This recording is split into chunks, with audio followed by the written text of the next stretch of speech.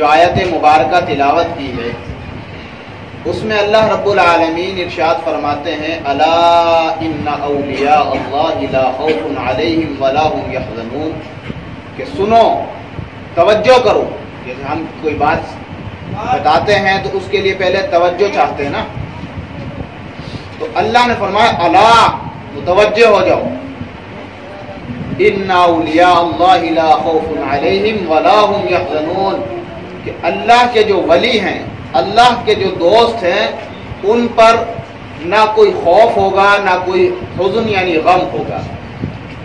یہ تو ہے ولیوں کی شان کہ ان پر آخرت میں نہ کسی چیز کا خوف ہوگا نہ کسی چیز کا ان کو غم ہوگا، اور اسی طرح دنیا میں بھی.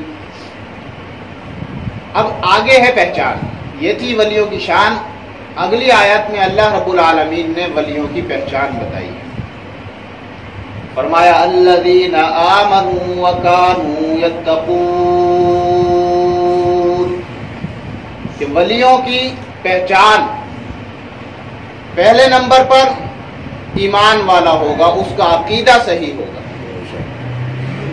اور دوسری نشانی بتائی کہ وہ متقی ہوگا، پرہیزگار ہوگا. آج ہمارے یہاں ولی کا معیار ہی لوگوں نے غلط سمجھ رکھا ہے. جو ہفتہ ہفتہ نہائے نہیں، جس کے سروں میں جوئیں چل رہی ہوں، جس کے کپڑے گندے ہوں، لباس گندا ہو، کچرا جسم پہ لگا ہوا ہو، یعنی یوں سمجھ لو کہ جو آدھا ننگا ہو وہ ولی ہے اور جو پورا ننگا ہو وہ پہنچی ہوئی سرکار ہے. لوگوں کا نظریہ یہ بنا ہوا ہے. حالانکہ ولی جو ہے اللہ نے اس کی نشانیاں بیان فرمائی اور رسول اللہ نے اس کی نشانیاں بیان فرمائی. رسول اللہ صلی اللہ علیہ وسلم فرماتے ہیں کہ ولی وہ ہے کہ جب اسے دیکھو تو اللہ یاد آ جائے. سبحان اللہ. اس کی صحبت میں بیٹھ کے اللہ یاد آ جائے، ولی اسے کہتے ہیں. آج ولی کا معیار یہ بن گیا کہ بس جس نے بڑے بڑے بال رکھ لیے، 4-5 کڑے پہن لیے، 5-6 انگوٹھیاں پہن لی، گلے میں ہار ڈال لیے، گلے میں چادریں ڈال لی، اور رلیاں اور پتہ نہیں کیا کیا اس نے جسم پہ لپیٹ لیا، اسے لوگ سمجھتے ہیں بہت بڑا ولی.